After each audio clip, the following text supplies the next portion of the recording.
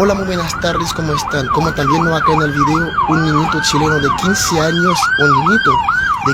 años, apuntando su alma en un haitiano para quitar su dinero y su celular. Entonces, mala suerte para él y buena suerte para el haitiano. Y él hicieron su estrategia para quitar la alma en la mano de él.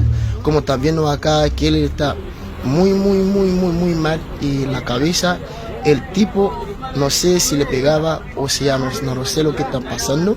Solamente yo te quería mostrar cómo es la vida. Si tú entraste o si tú saliste de tu casa, tú entraron bien, tienes que pedir gracias a Dios, porque la vida es corta, chiquillos, es peligroso.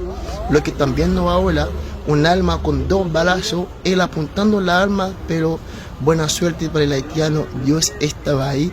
Por eso no alcanzaron de matar el haitiano, pobre haitiano, pero él tiene toda su estrategia para que él no matara. Como están viendo, chicos, el video, eso te quería mostrar. Que tengan unas buenas tardes, disfrutar de estos videos.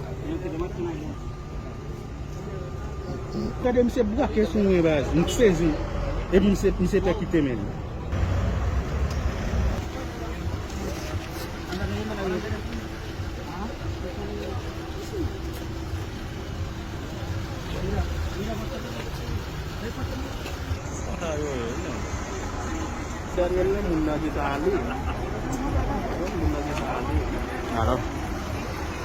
No. Sí,